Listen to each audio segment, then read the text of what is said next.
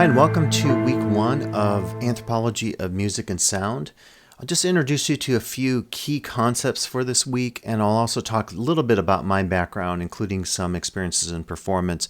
And some of that we'll actually come back to later in weeks 4 or 5 of the class when we talk about performance setting. So to start off, I wanted to mention this handout.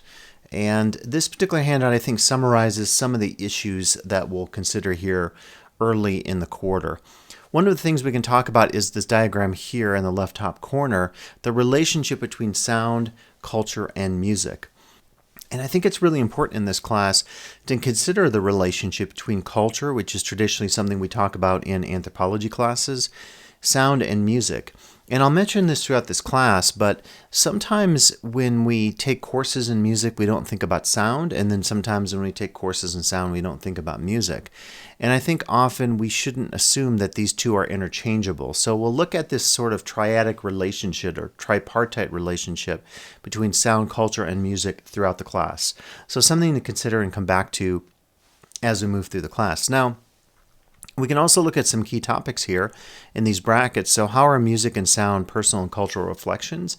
I think it's a key consideration for a class to embed or understand the embedding of music and sound in culture, and again, this relationship, but also how we experience music and sound, and to bring those exciting experiences we've had with music and sound to this class, our own background, as we talk about here, our musical sonic focus. Very important to think about in a class like this where you can be reflexive and really think about how you experience the world in terms of music, sound, and culture. Of course, asking what music and sound is itself, ironically enough, a really challenging question, and we'll look at this chart in a second here to try to get an understanding of what music and sound are like, their qualities, their technologies, their media forms, their performative forms, and so forth. So, super important, I think, to think about the music and sound relationship and how music and sound is understood from one culture to another, from one context to another. Really complex issues to get into. When we get into soundscapes in the first couple weeks of the quarter, I think you'll see that we'll really start to focus on contexts of sound that maybe we don't normally think about. For example, in our ambient environment, if we have a refrigerator or the sound of any kind of musical device that is maybe not actually playing but is turned on, and there's a hum or a buzz to it, even lights can have sound to them. I have a filter to my right here, which is making a little bit of sound that I identify and can identify right now. So when we get into this in our Soundscapes week, I think you'll find it very interesting because often we neglect certain sounds. We don't think about sounds that maybe have a constant play or presence in our environments. We'll talk later in the quarter in our week on avant-gardes about John Cage and some of his assumptions about sound and silence, and how he had a piece called 4 minutes and 33 seconds where the pianist sits at the piano for that amount of time and doesn't play a note. And the whole point was to really hone in on all the sounds, say, in an orchestra hall or in a concert hall that normally aren't part of the sound, yet Cage, in a very conceptual sense, turns the sound of the ambient environment into the actual sound. And for me, it's one of the most significant music conceptual type pieces in history. So what music and sound is, I think, has a lot of different understanding as we ask ourselves.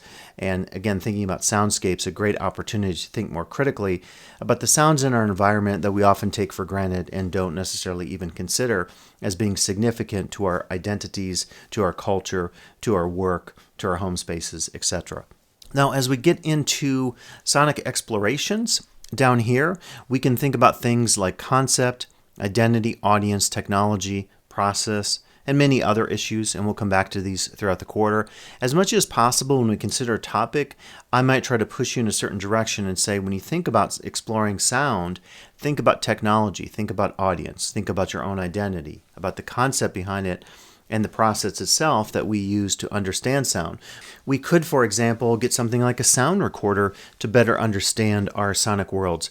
And some of you at the end of the quarter when we do projects might want to work in this world of doing field recordings so that you can get a better sense of the sounds in your ambient environment or in your workspace or your recreational spaces and so forth.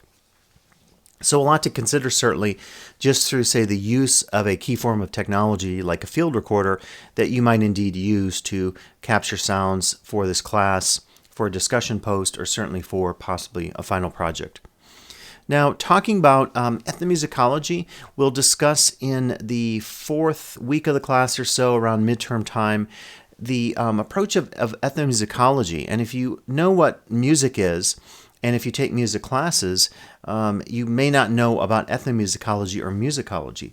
We refer to musicology as the study of the form and analysis, content, traditions, aspects, even cultural aspects of typically Western music, whereas ethnomusicology, using that ethnos, like ethnic, in it, or in ethnography, which we know from cultural anthropology, is more about non-Western musics. Now, that being said, I know a lot of ethnomusicologists who do studies of music in Appalachia in the United States, so it doesn't mean that it couldn't be in the U.S. It might just be a form of music that traditionally isn't considered among high Western art music that musicologists sometimes talk about.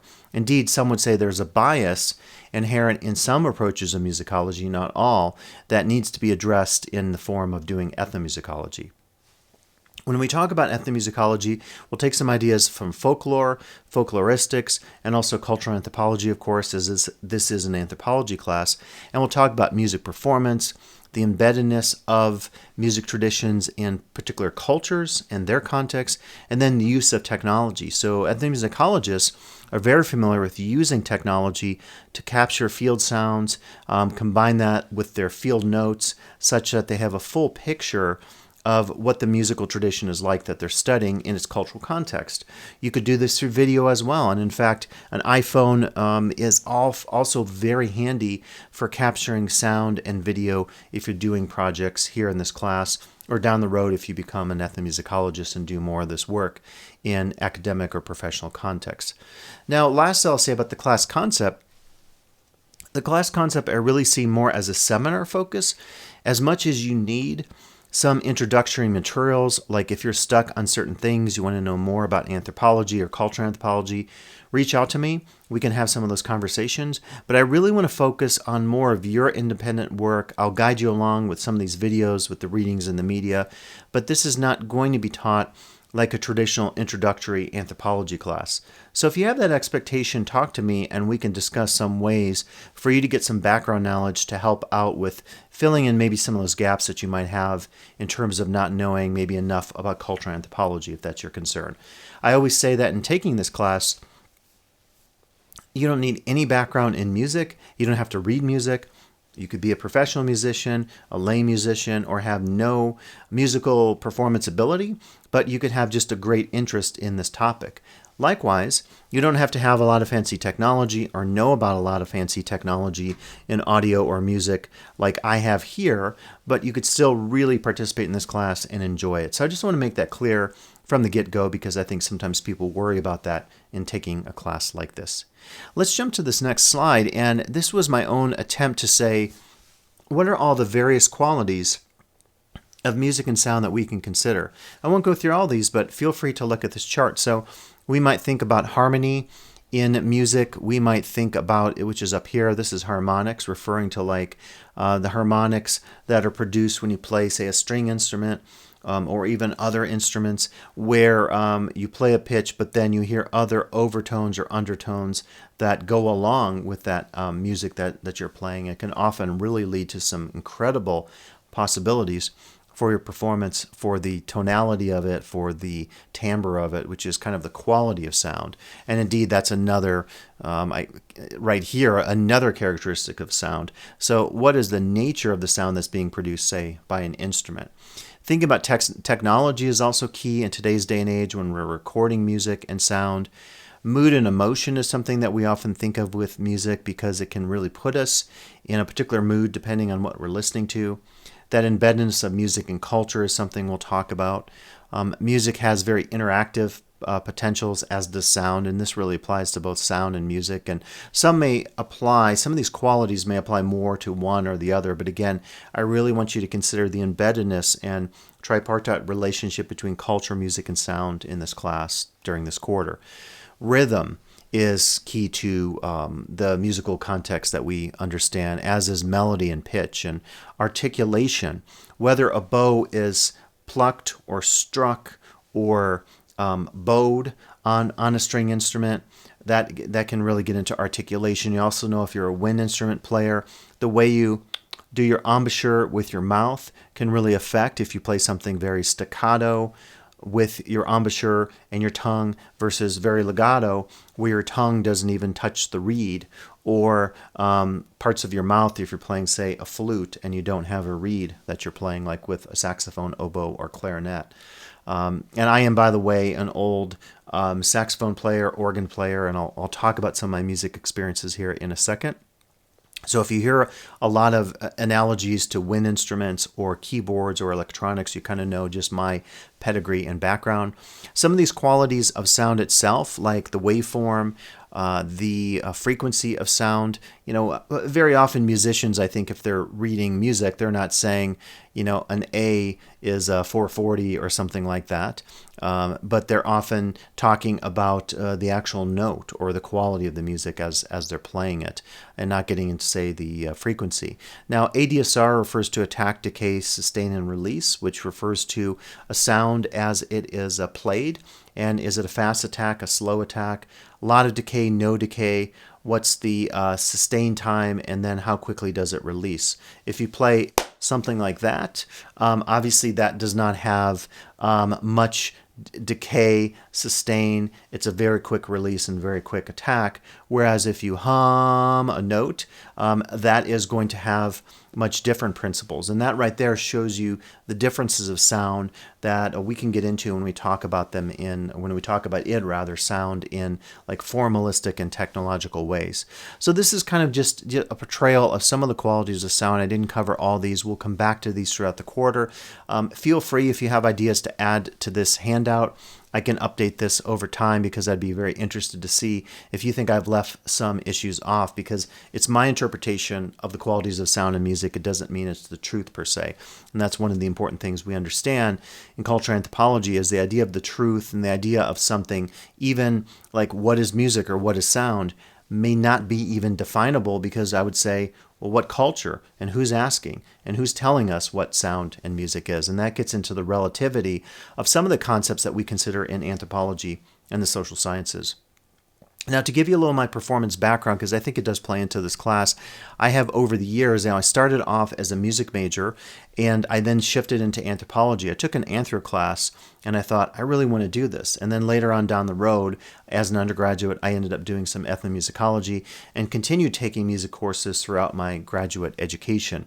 And so I have had kind of a diverse background. I've also done a lot of musical performance in groups over the years. Everything, this is me here in pop bands, playing Madonna and Depeche Mode, you name it, a lot of pop music.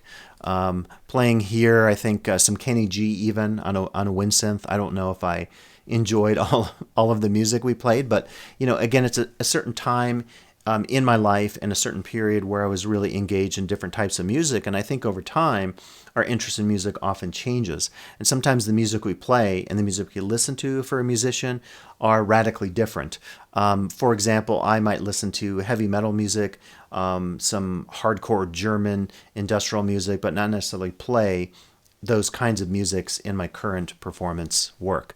I'll talk about this later in the weeks when we discuss ethnomusicology. This was me much younger at the Archives of Traditional Music at Indiana University, where I was an undergraduate student. And I took a number of music classes, did an original opera when I was there. I also took graduate courses in ethnomusicology and majored in cultural anthropology. And this is me at the piano of Hoagy Carmichael, who's pictured here on the wall with this portrait. And this is the actual piano of Hoagy Carmichael, and he was a very famous composer and songwriter in Indiana history, so super important for Indiana musicology and ethnomusicology. And this was the site in the Archives of Traditional Music that I'll discuss in more detail later in weeks 4 and 5, in which we held a noon concert series. And I was responsible for organizing that series for a couple of years.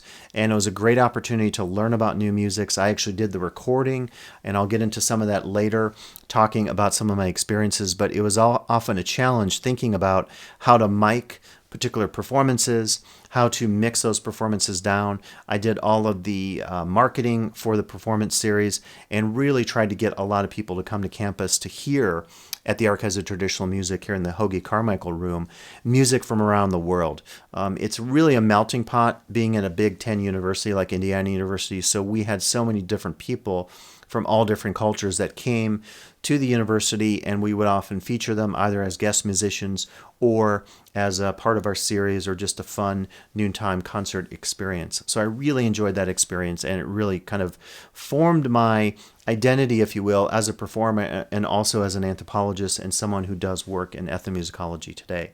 Also, when I was at Indiana University, again, I just mentioned I did this original opera. I'll talk about this later in the quarter when we discuss performance settings and music. This is me actually singing, and I had kind of a space theme, and I will share some of the music with you on my YouTube channel so you can actually hear some of this and kind of get a sense of what it involved. It was a huge production trying to put this together. Long story about that I'll save for a later date. But one of the things I did was I actually scored this out in an actual... have it right here. This is the actual score. You can see it's fairly extensive, and it includes a lot of different types of musical performance, including vocal performance, as you can see on the screen here. And what I tried to do was to really score the electronic parts of the opera that play along as backing tracks, and also the live music. I had a number of wind instruments, an oboe player, bassoonist, saxophonist, trombonist, and some additional piano player, acoustic piano. And then a lot of us were doing other things, either with a wind synth, playing electronic keyboards, and then doing some singing. So it had a lot of parts to score, and one of the hard things about doing a score is figuring out the range of instruments. And at the time, I don't have anymore, I had a book that was really great showing you the clefs. So whether it was treble, bass, clef. Fortunately, didn't have any other clefs there, like alto clef, which I don't really work with. And, knowing treble clef and bass clef is great, particularly if you're a keyboardist, because you often see notation, whether it's organ or piano, where your left hand is playing the bass clef and the right hand is playing the treble clef. And there are easy mnemonic ways to kind of remember the differences between the clefs. But one of the cool things I liked about this book on scoring was it reminded me, say, what is the typical range of a bass clarinet versus an oboe versus a bassoon. And that's really important to doing this kind of scoring. Likewise with voice, if you don't correctly, score your vocal tracks that you're doing, or your vocal parts, the range of the person singing your particular song, in this case, kind of doing the libretto for the opera, they may not be able to handle it. So it's one of the challenges with try to think just about instrumentation and scoring all your music and figuring out things like the range of instruments. If you're not a professional composer or someone who works with scores, you often have to delve into manuals and books out there that will help you with some of this. In today's day and age, you can get a lot of that information online. And by the way, there's some great opportunities today to use something like Musescore, which is totally free to use. You can actually sign up for a subscription and have access to other people's scores. It could be popular songs, it could be tablature for guitars, and it is totally free to use, and it's super impressive. You can enter notes using a keyboard, a MIDI keyboard, maybe like the one I have here, for example.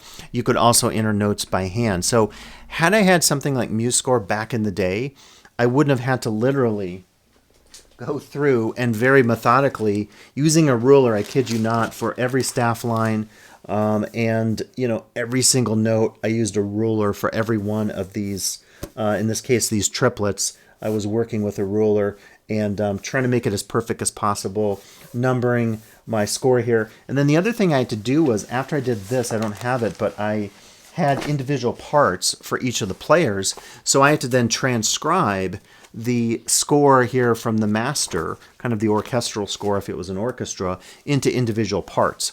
So using something like Musescore today, you would save a ton of time. I mean, we're talking like maybe 100 hours. I don't know. It'd be a ton of time. But I love the fact that it forced me to really think about music in a different way, in a way that I never have thought about it, even though I often use staff paper to notate a lot of the compositions I've worked on in the past.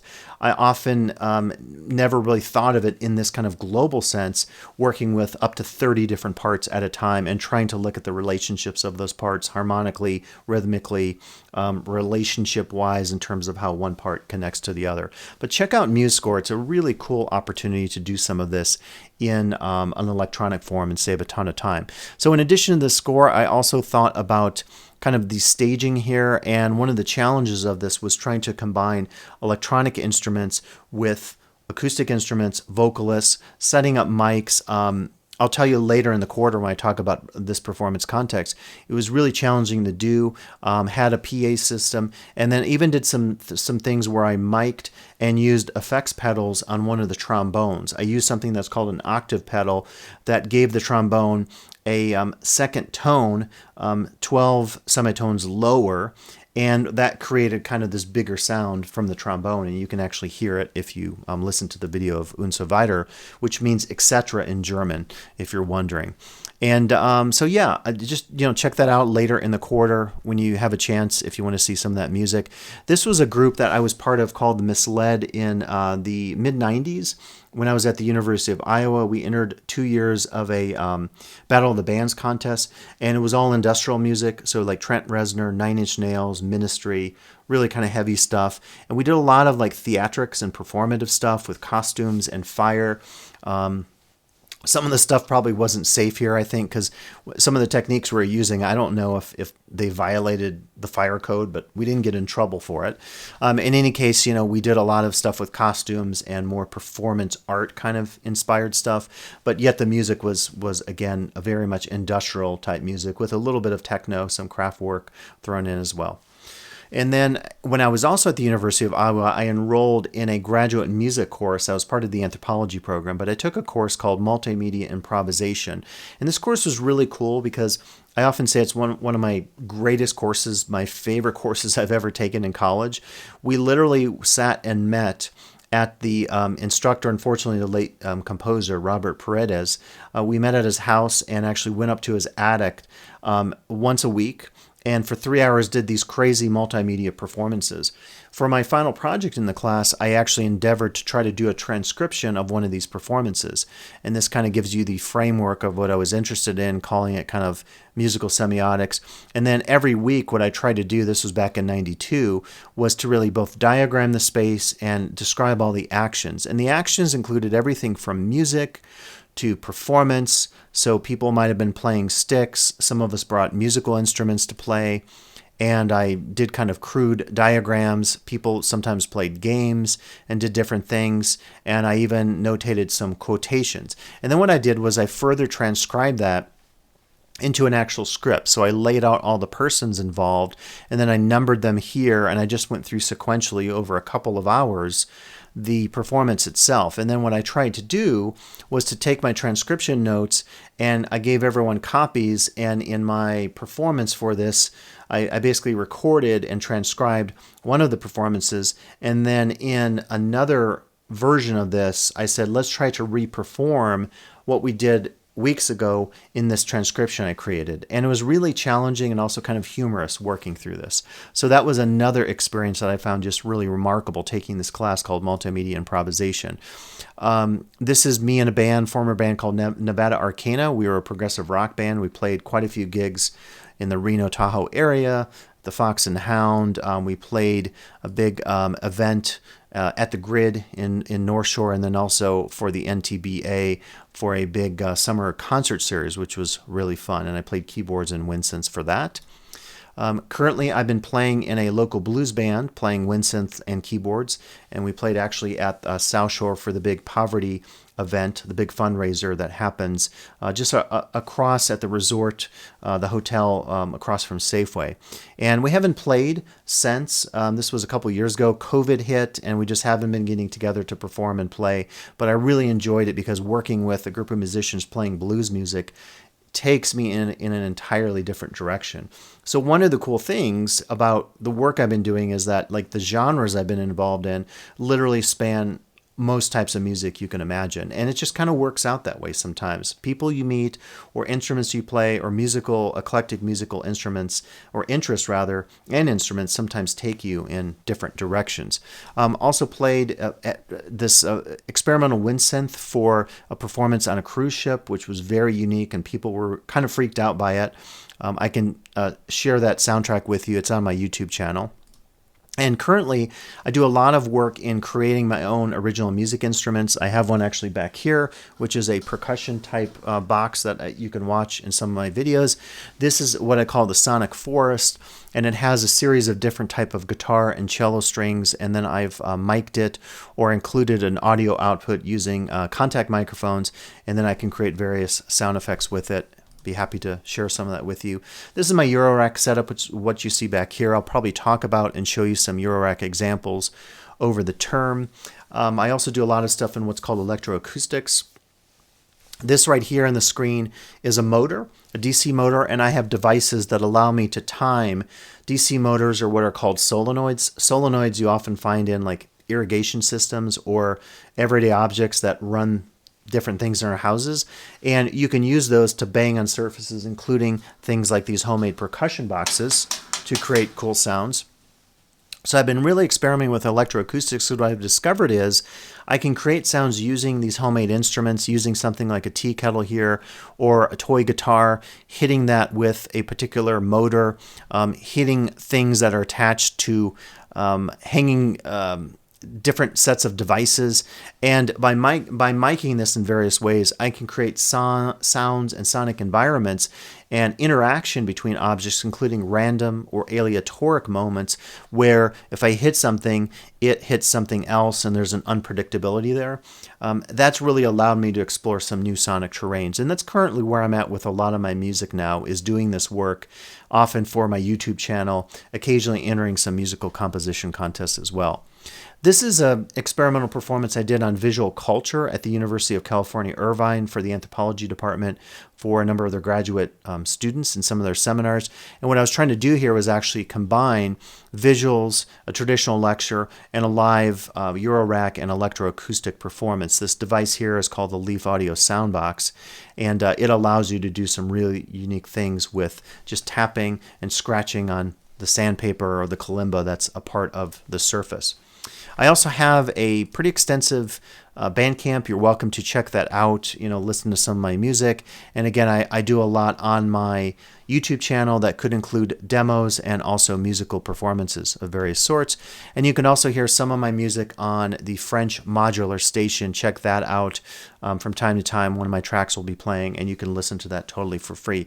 I've also, as a non-professional musician, experimented with putting my music on Bandcamp, also registering and doing all the unique codes that you often have to register for when you want your music to be on Spotify and so forth. And indeed, you can go to Spotify and check out some of my tracks. I don't have nearly the playtime or the airtime of a lot of famous musicians, but it's just really cool to have my music on Spotify, on iTunes, on a lot of the different music services out there that you can take advantage of.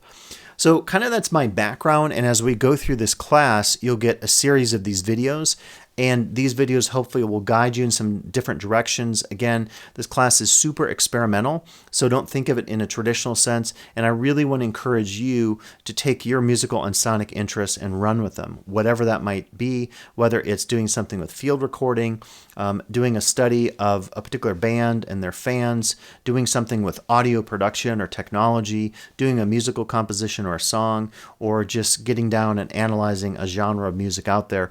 Whatever your passion happens to be, please bring it to this class, and I will, as much as possible, try to take it and push it in some directions with you that hopefully will result in some really unique considerations here in the anthropology of music and sound. So good luck in the class this quarter. I'll be back with additional videos, and as always, reach out when questions come up about anything in the class, ranging from the assignments to the content and anything else. So thanks and good luck.